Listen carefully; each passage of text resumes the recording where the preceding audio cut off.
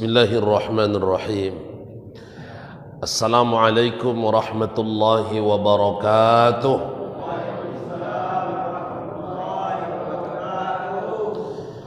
Alhamdulillahilladzi qad akhrajana ta'idal fikri li arbabil hija.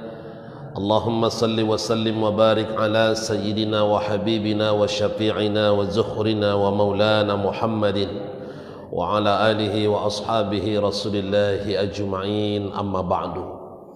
Raditu billahi rabba wa bil islami dina wa bi muhammadin nabiyya wa rasula. Rabbi shrah li sadri wa yassir li amri wahlul 'uqdatam min lisani yafqahu qawli. Yang kita hormati pengurus Masjid Masyitah beserta imam Masjid Masyitah, yang kita muliakan bapak-bapak dan ibu-ibu kaum muslimin dan kaum muslimat, jamaah salat maghrib, orang-orang tua kami, hadirin wal hadirat rahimakumullah. Kembali kita bersyukur kepada Allah dengan mengucapkan alhamdulillahi rabbil alamin. Segala puji hanya milik Allah atas segala nikmat yang dicurahkan kepada kita malam ini. Atas izin Allah kita dapat hadir bersama dalam majlis yang mulia ini. Atas izin Allah mata kita bisa melihat, telinga dapat mendengar, akal dapat berpikir, kaki dapat melangkah, tubuh dapat bergerak. Semua ini adalah karena kudrat dan iradatnya Allah. Tidak ada satu pun makhluk yang dapat menggerakkan dirinya di permukaan bumi kecuali itu karena kehendak Allah Subhanahu wa taala. Idza arada syai'an ay yaqula lahu kun fayakun. Fasubhanalladzi biyadihi malakutu kulli syai'in wa ilaihi turja'un. Maka dengan itulah kita bersyukur kepada Allah, dan kita pastikan kita menjadi hamba yang benar-benar bersyukur kepada Allah Subhanahu wa taala. Amin ya rabbal alamin. Salawat dan salam kita peruntukkan keharibaan Nabi besar Muhammad sallallahu alaihi wasallam. Allahumma salli ala sayyidina Muhammad wa ala ali sayyidina Muhammad. Assalamu alayka ya Rasulullah, assalamu alayka ya Habiballah. Bersamaan kita sekarang berada di bulan Rabiul Awal, sebagai bulan yang mengingatkan kita kepada peristiwa kelahiran Nabi besar Muhammad sallallahu alaihi wasallam yang disebut dengan istilah Maulidin Nabi atau Maulidur Rasul, kelahiran Nabi besar Muhammad sallallahu alaihi wasallam. Bulan Rabiul Awal lahirnya Nabi Muhammad. Bulan Rabiul Awal peristiwa hijrah Rasulullah dari Makkah ke Madinah. Bulan Rabiul Awal bulan wafatnya juga Nabi Muhammad sallallahu alaihi wasallam. Oleh karena itu, kisah-kisah ini, cerita-cerita perjalanan hidup Nabi ini ditulis oleh seorang ulama besar yang bernama Syekh Ja'far Al-Barzanji. Dalam kitab namanya Al-Barzanji dikumpulkan kisah-kisah perjalanan hidup Nabi dalam kitab itu. Dan itulah kemudian yang sering dibaca-baca pada bulan Maulid. Asal masuk bulan Maulid dibacalah Al-Barzanji ini. Tapi kalau di kota jarang itu dibaca. Kalau di kampung-kampung dibaca itu. Sementara sebahagian saudara-saudara kita di bulan Maulid ini mereka berpindah-pindah tempat membuat majelis-majelis salawat. Mereka mengadakan acara Maulid Nabi sampai 40 hari 40 malam. Artinya ada 40 tempat yang mereka ambil untuk bersolawat bersama, membuat majelis-majelis Rasulullah sallallahu alaihi wasallam. Semua ini adalah karena kerinduan dan kecintaan mereka kepada Rasulullah sallallahu alaihi wasallam. Al-miskufahil miskufah lamma dzakarna Rasulullah, wan nuru lahin nurulah lamma hadarna Abaz Zahra. Tercium oleh hidung kami aroma misik, aroma kasturi saat kami menyebut Rasulullah. Memancar cahaya di tengah-tengah kami saat kemudian kami membacakan salawat kepada Rasulullah, seolah-olah hadir di tengah-tengah kami Rasulullah sallallahu alaihi wasallam. Begitulah sampai kepada puncak ma'rifat mereka yang sudah menyatu salawat dalam diri mereka. Keberkahan-keberkahan salawat itu menyatu dalam diri mereka. sehingga mereka mengatakan al-miskupahil miskupah. Ini sudah pada tingkat level tertinggi nih Bapak Ibu. Saya sendiri belum mendapatkan aroma misik itu. Tapi mereka mengatakan al-miskupahil miskupah lamma dzakarana Rasulullah. Tercium kami misik kasturi saat kami menyebut Rasulullah. Wan nurulahin nurula lamma hadarana Aba Zahra.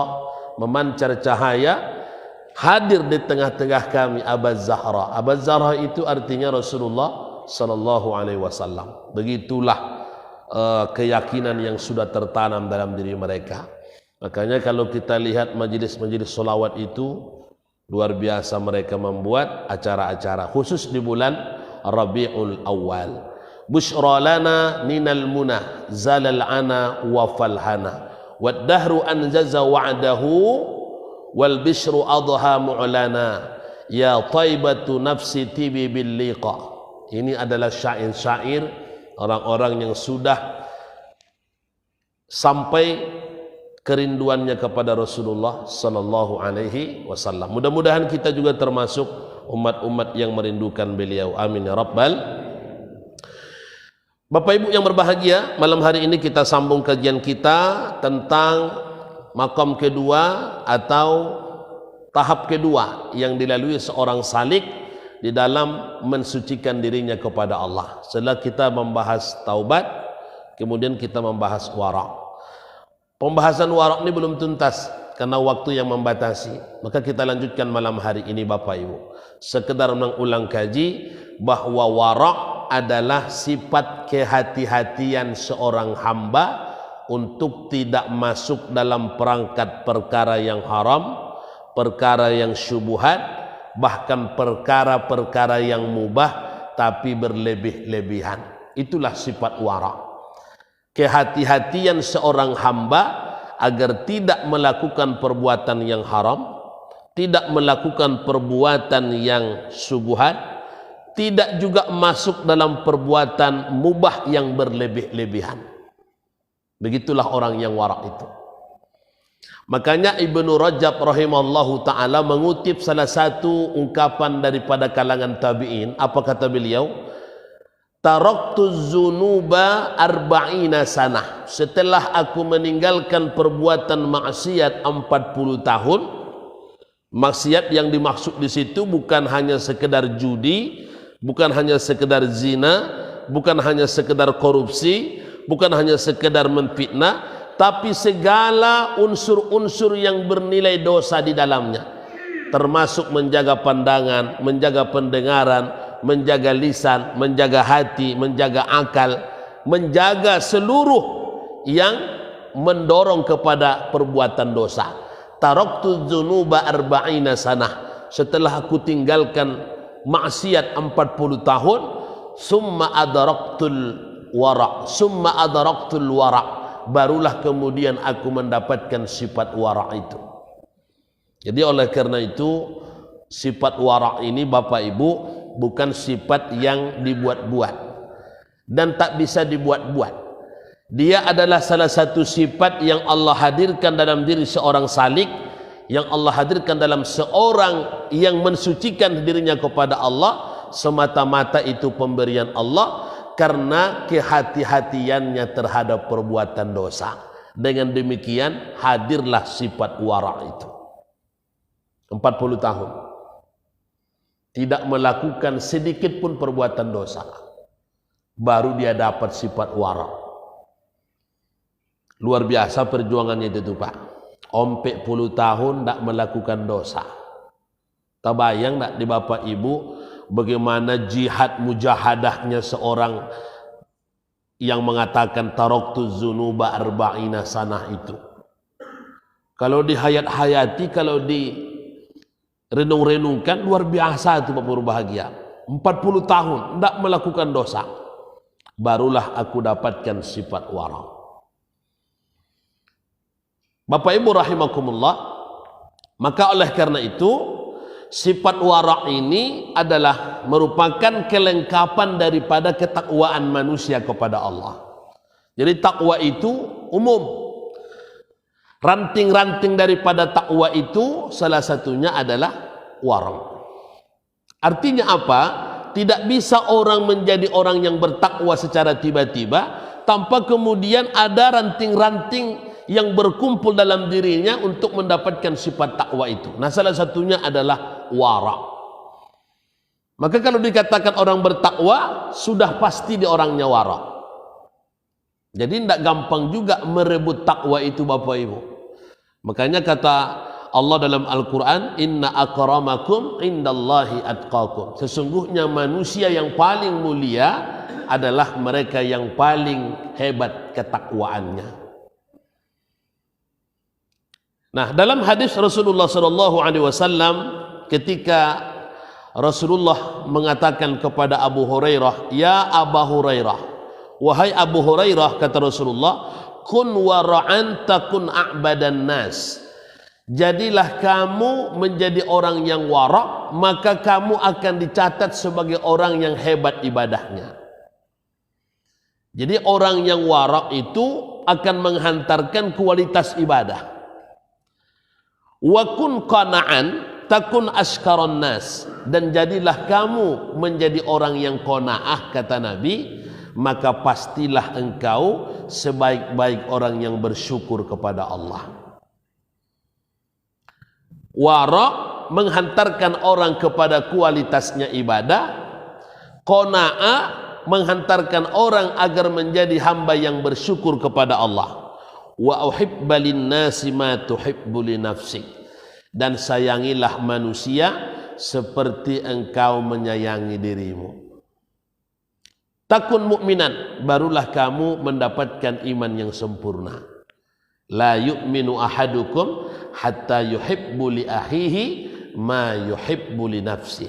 Tidaklah dihitung imanmu sempurna, kata Nabi, sebelum kamu mencintai saudaramu sebagaimana kamu mencintai dirimu.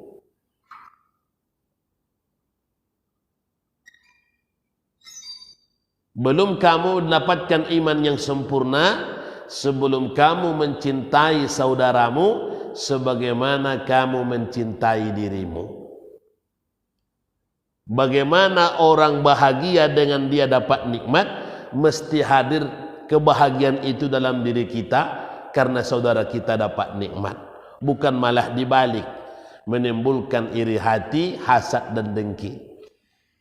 Ditengok jualan kawan laris manis, ditengok jualan awak tak laku-laku. Akhirnya menengok dia yang jualan tu timbul hasad, dengki, iri hati. Ujung-ujungnya mendatangi dukun. Bagaimana menghancurkan kawan ni?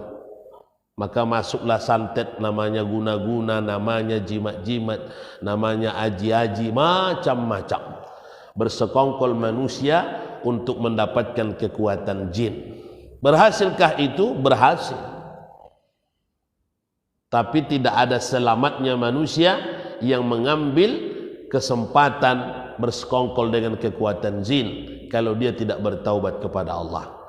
Jangan tak diyakini sihir itu ada, Bapak Ibu. Kadang-kadang orang tak percaya. Aku tak percaya seperti itu. Sihir itu ada dalam Quran. Wa ulqiyas saharatu sajidin. Ketika Nabi Sulaiman menaklukkan sihirnya para jin-jin. Memang Nabi Sulaiman itu tak dapat dikalahkan oleh jin.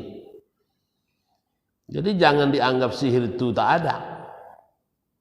Sihir itu ada dalam Al-Quran. Maka praktek-praktek sihir itu turunannya ke bawah, itulah seperti guna-guna, aji-ajian, santet-santet. Masuklah di situ.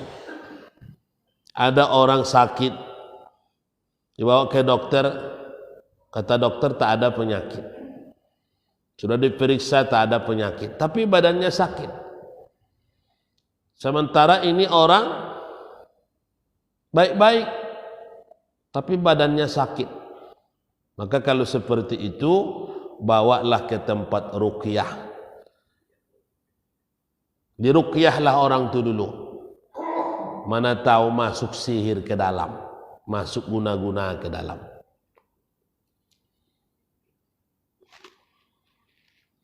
Sudah diruqyah, sudah dibacakan ayat-ayat Quran yang berkenaan dengan ruqyah, masih juga seperti itu, badan tuh lemas, sakit, pokoknya tak ada yang enak.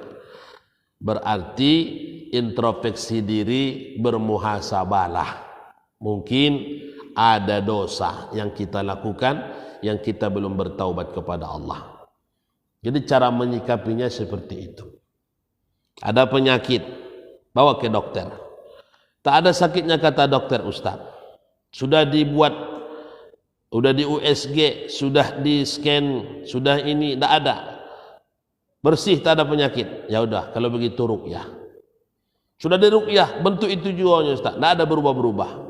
Berarti introspeksi diri, bermuhasabahlah.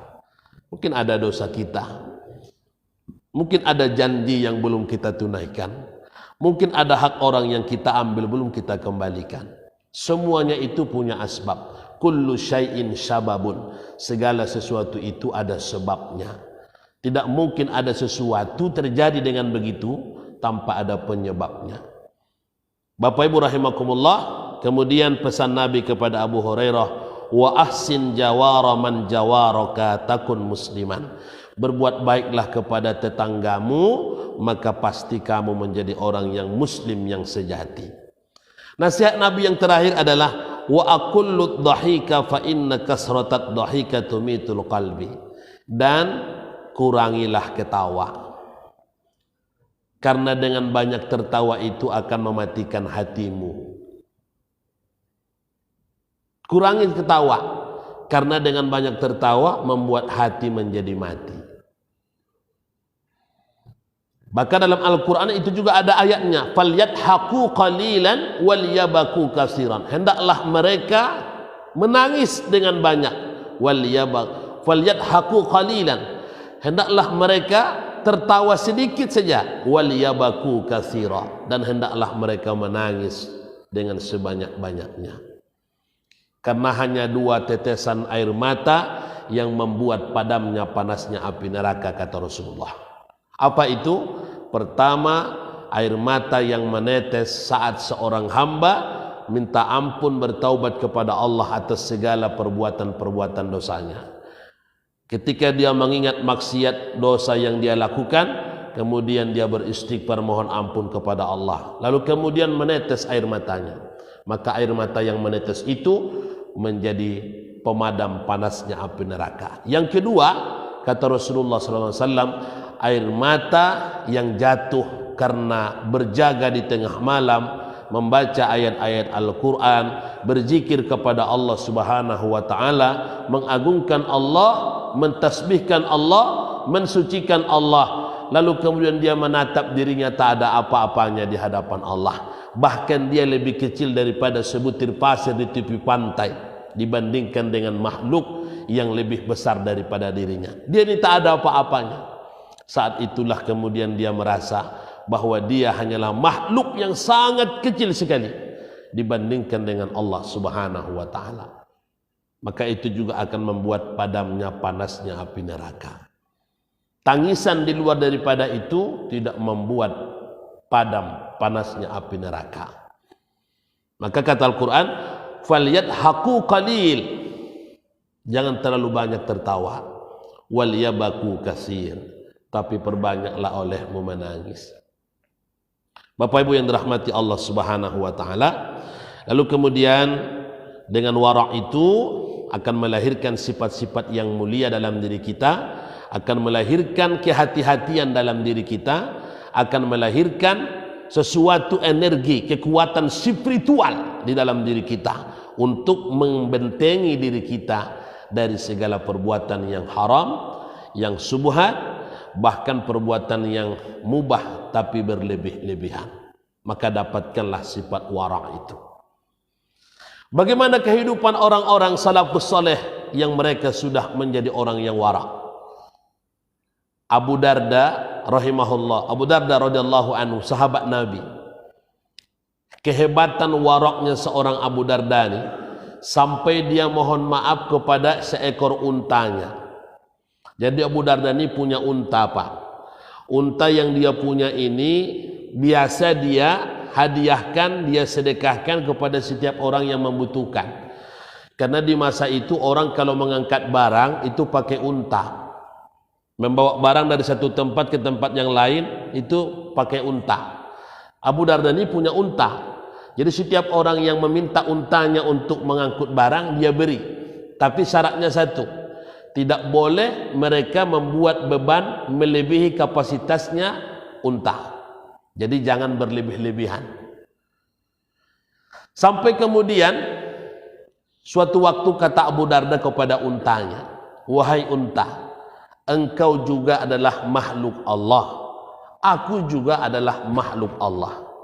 Jika selama ini aku berikan engkau kepada orang, dimanfaatkan dirimu untuk mengangkut barang orang dari satu tempat ke tempat yang lain, lalu kemudian ada melebihi kapasitas daripada yang engkau angkat, yang engkau angkut, wahai unta, maka aku mohon maaf kepadamu." Sampai segitu pun diperhatikan oleh orang yang warak. Kepada binatang pun dia minta maaf, Pak. Bayangkan itu tuh. Binatang, aku mohon maaf unta, jika selama ini aku berikan kamu kepada orang, lalu orang memperlakukan kamu tidak sepatutnya, aku mohon maaf. Yang seharusnya kan minta maaf bukan dia. Yang seharusnya berbuat salah, andaikan pun kemudian unta ini diperlakukan dengan kasar, tentu yang mendapatkan dosanya kan orang yang memperlakukannya. Tapi Abu Darda tidak sampai memandang seperti itu. Dia juga menganggap dia salah ketika unta ini dia berikan kepada orang, lalu kemudian diperlakukan orang unta ini dengan tidak sesuai dengan kehendaknya. Itu pun dianggapnya sebuah kesalahan. Begitulah orang yang warak itu, Pak. Begitu juga Ibnu Ishaq radhiyallahu an. Bukan dia sahabat, dia tabi'in, mohon maaf. Begitu juga Ibnu Ishaq rahimahullahu ta'ala. Jadi kalau dia bukan sahabat, maka gelarnya rahimahullahu ta'ala. Kalau dia kalangan sahabat, maka gelarnya radhiyallahu anhu. Kalau laki-laki, kalau perempuan radhiyallahu anha. Jadi harus berbedalah kita dengan orang yang tak mengaji kan. Jangan orang yang mengaji salah juga. Berkata Aisyah radhiyallahu anhu katanya, tu ketawa orang nanti mendengarnya. Aisyah itu kan perempuan, maka radhiyallahu anha. Ya, jadi Ibnu Ishaq rahimahullahu ta'ala, karena dia bukan dari kalangan sahabat, dia dari kalangan tabi'in. Suatu ketika bapak ibu, ketika dia keluar dari masjid, kan biasa orang kalau keluar masjid itu duduk-duduk di teras-teras masjid. Kan biasa itu, Pak. Sebelum pulang ke rumah duduk-duduk di teras masjid. Jadi pada saat duduk-duduk di teras masjid itu berbincang-bincang, ngobrol-ngobrol dengan jamaah-jamaah yang lain sampai kemudian Ibnu Ishaq pulang. Di tengah perjalanan dia masukkan tangannya ke kantong celananya, tak ada dompet. Padahal tadi dia pergi ke masjid itu ada dompet. Bahkan saat dia keluar dari masjid, saat duduk-duduk di teras masjid itu masih ada dompet itu di kantong celananya. Tapi saat dia berjalan dari teras masjid ke rumah, di tengah perjalanan dia baru sadar, rupanya dompetnya nggak ada lagi di kantong celananya. Akhirnya dia berputar balik ke arah masjid. Sampai di teras masjid, dia tengok ada dompet di situ. Dompet itu belum hilang, ada dompet di situ. Dompetnya sama dengan dompet dia, isinya sama dengan isi dompet dia. Tapi kemudian dia tak mau mengambil. Tak dia ambil dompet itu, Pak. Kenapa tak dia ambil? Begitulah hati-hatinya Ibnu Ishaq. Kalau ini aku ambil, belum tentu ini dompetku. Artinya kalau ini bukan dompetku, berarti dompet orang yang ku ambil. Berarti makanan ini haram yang ku makan. Ya sudahlah, saya ikhlaskan saja. Karena bisa saja ini dompet orang. Waktu saya berjalan dari teras masjid ke rumah sampai di tengah perjalanan, bisa saja orang datang duduk di sini dengan dompet yang sama. Duduk dia di sini, jatuh dompetnya. Jangan-jangan ini dompet dia. Ah, tak maulah saya ambil. Akhirnya dia tinggalkan dompet itu, Pak. Hebat ndak waroknya Ibnu Ishaq itu tuh. Kalau awak jangankan sama, mirip aja, udah itu tuh. Walaupun ndak mirip, asal dompet awak bantai itu tuh. Jangankan begitu kan, masih ada jamaah-jamaah yang kehilangan sandal, tak ada sandalnya dibantainya sandal orang kan. Kalau kita ini kan sifatnya minta ganti kan, hilang sandal awak, sandal orang awak ambil. Katanya itu hadiah pengganti. Mana bisa begitu? Jadi kalau sandal kita hilang dari masjid, ikhlaskan aja. Jangan ambil sandal orang. Ada yang lebih parah lagi, sandal yang hilangnya merek Swallow-nya, Pak. Tiba dia ambilnya sandal kulit. Itu lebih parah lagi itu tuh. Dia pergi ke masjid pakai sandal Swallow, pulang dari masjid pakai sandal kulit. Berarti tidak warak orang seperti itu. Ibnu Ishaq, dompet itu sama dengan dompetnya, isi dompet itu sama dengan isi dompet dia.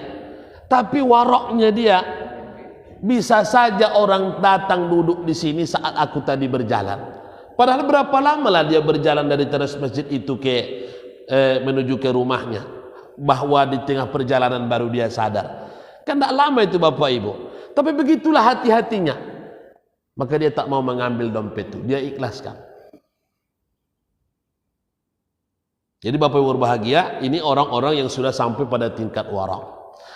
Begitu juga kita baca bagaimana waraknya seorang imam yang bernama Abu Hanifah rahimahullahu ta'ala, yang kemudian menjadi mazhab dalam satu mazhab fikih namanya mazhab Imam Hanafi. Lalu pengikut-pengikutnya disebut dengan mazhab Hanafiyah. Rupanya Imam Hanafi ini warak juga, Pak. Luar biasa kewarakannya. Suatu ketika Imam Abu Hanafi berada di Kufah. Lalu kemudian diberitakan di Baitul Mal bahwa milik Baitul Mal 1 ekor kambing hilang, dicuri orang. Tidak tahu siapa pencurinya. Maka mendengar berita informasi itu bahwa 1 ekor kambing hilang di Kufah milik Baitul Mal, ketika Imam Hanafi mendengarkan berita itu, maka dia pantangkan tidak makan kambing selama 7 tahun lamanya. Tak mau dia makan kambing. Kenapa? Karena selalu rasa was-was itu datang dalam dirinya. Jangan-jangan kalau aku makan kambing, kambing yang ku makan ini jangan-jangan kambing yang dicuri orang. Dia pantangkan tak makan kambing 7 tahun Bapak Ibu. Pertanyaannya kenapa 7 tahun?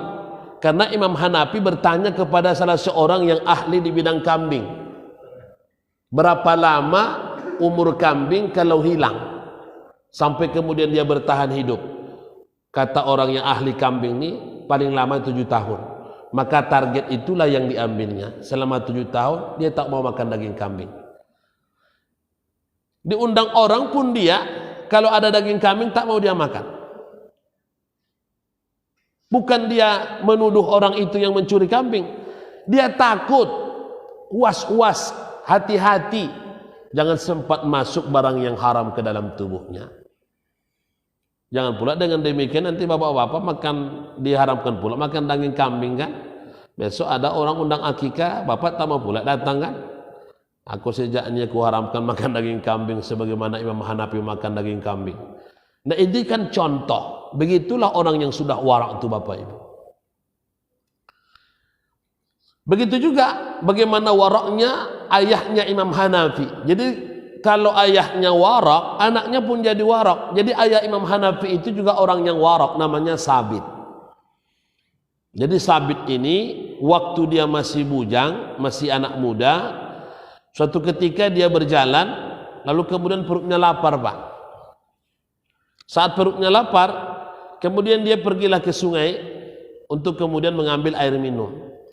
Saat kemudian dia minum di sungai itu, tiba-tiba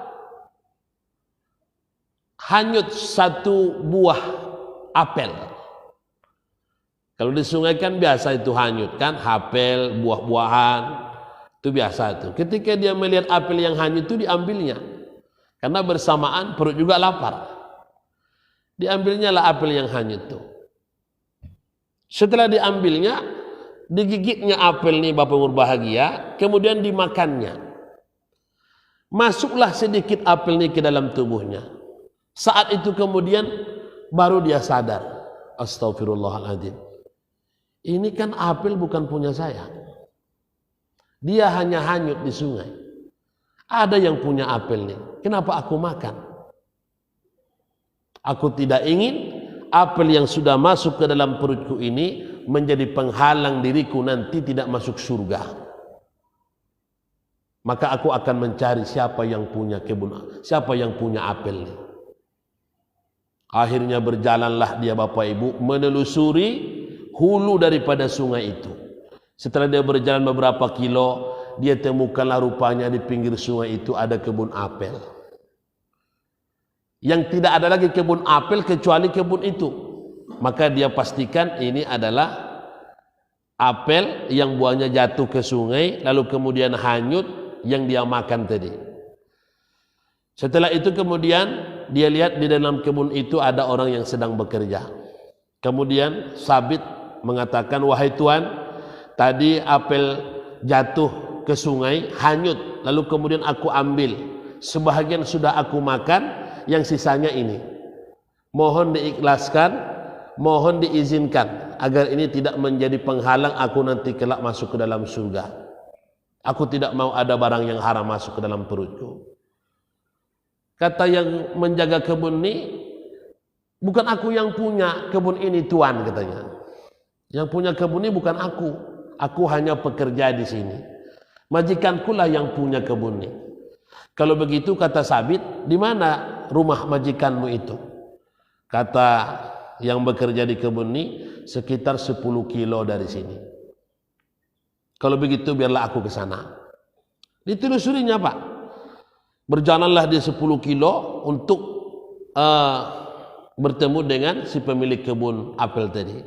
Singkat ceritanya sampailah di rumah itu dan dia bertemu langsung dengan yang punya kebun apel. Kata Sabit, ayahnya Imam Abu Hanafi ini, wahai Tuan, tadi saya pergi ke kebunmu, di situ ada pekerjamu yang sedang bekerja, lalu kemudian aku bertanya siapa pemilik kebun ini, dengan dia menjawab maka tuanlah pemilik kebunnya, bahwa tadi kebun ini hanyut di sungai, sebahagiannya sudah aku makan, sebahagiannya tersisa ini, mohon diizinkan yang aku makan, kalau tidak diizinkan aku bayar berapa aku bayar, dan sisanya ini katanya. Lalu si pemilik kebun ini menatap wajah Sabit nih yang masih anak muda saat itu. Ini orang mau datang ke rumah hanya untuk minta diizinkan apel yang dimakan. Itu pun tak banyak, tak sampai separuh buah. Berarti anak muda ini orang baik nih, orang soleh nih. Dalam hatinya berkata seperti itu. Akhirnya si pemilik kebun itu mengatakan, beginilah, kalau kamu ingin saya maafkan dan saya izinkan, syaratnya cuma satu. Apa itu? Kamu harus menikah dengan putriku. Mendengar menikah dengan putri, tentu sonanglah hati si Sabit ini kan. Memang dia bujang, sedang mencari bini pula. Artinya dalam hatinya, ikolah sekali mendayung, terlampaui 2 pulau kan. Apa tadi Tuan? Kamu harus menikah dengan putriku, dengan anak gadisku. Itu syaratnya. Kalau begitu siap. Mendengar menikah itu siap katanya kan. Aku siap Tuan menikahi anak gadis Tuan. Tapi kata si pemilik kebun itu, ada tapinya. Anak gadisku itu buta. Mendengar buta itu loyo langsung si Sabit Pak. La ilaha illallah. Anak gadis itu buta. Sudah tuh tuli dia. Sudah tuh cacat. Kakinya cacat. Buta, tuli, cacat. Berkumpul itu tukang kan. Bapak pun kalau ditawarkan anak gadis seperti itu tak mau bapak itu. Buta, tuli, cacat. Akhirnya dalam hatinya si Sabit, ya Allah, inikah jalan yang harus aku tempuh untuk membersihkan daripada perbuatanku memakan buah apel yang hanyut di sungai.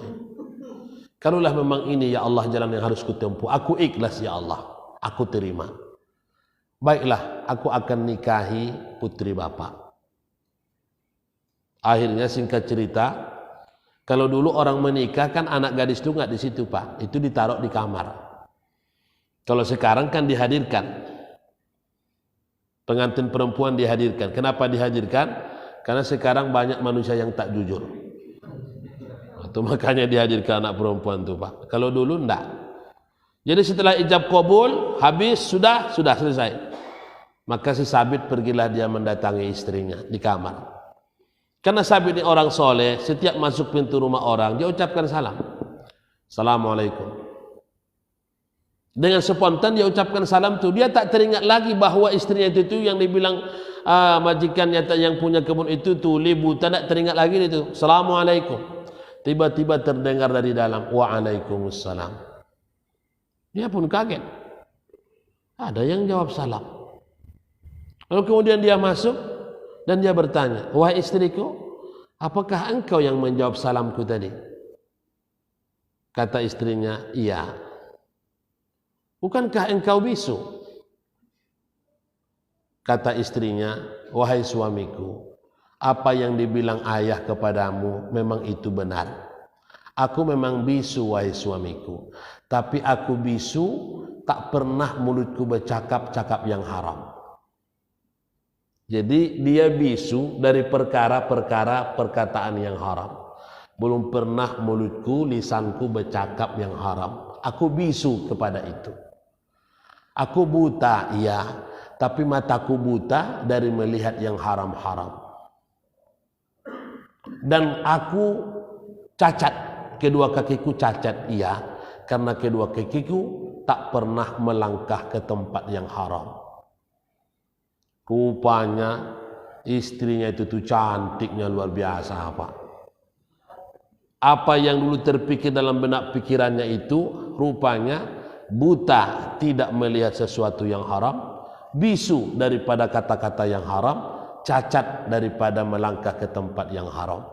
Setelah dia menengok wajahnya Pak, oh ya Allah, cantiknya luar biasa. Ini artinya apa? Orang yang wara' dipertemukan dengan orang yang wara', melahirkan keturunan yang wara'. Itulah Imam Abu Hanafi. Kita pun seperti itu juga. Bila ingin mendapatkan keturunan yang baik, maka selalu kemudian yang baik itu adalah suami dan istrinya. Nah sekarang kita sudah tua, anak-anak kita sudah berkeluarga, tak jadi masalah, karena sifat wara' itu adalah pemberian Allah. Bisa saja Allah hantarkan sifat wara' itu ke keturunan-keturunan kita besok setelah kita juga menjadi orang yang wara'.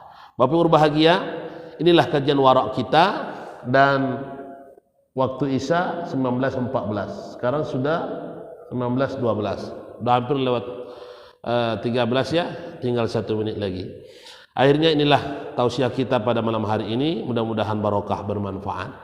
Sebelum kita tutup, kita buka diskusi tanya jawab. Silakan Bapak Ibu kalau ada pertanyaan. Kalau tidak ada, maka pertemuan bulan depan kita sudah masuk kepada makam yang ketiga, yaitu zuhud. Jadi taubat, wara', zuhud. Ada pertanyaan ibu-ibu? Dulu ada ibu yang bertanya, saya cancel pertanyaannya. Mana ibu itu tuh? Ada datang ibu itu enggak? Enggak? Atau sudah lupa pertanyaannya? Baik, kalau tak ada pertanyaan, kita tutup. Mudah-mudahan kajian kita malam hari ini barokah dan bermanfaat. Kita tutup dengan kafaratul majlis. Subhanakallahumma rabbana wa bihamdika asyhadu an la ilaha illa anta astaghfiruka wa atubu ilaik. Assalamualaikum warahmatullahi wabarakatuh.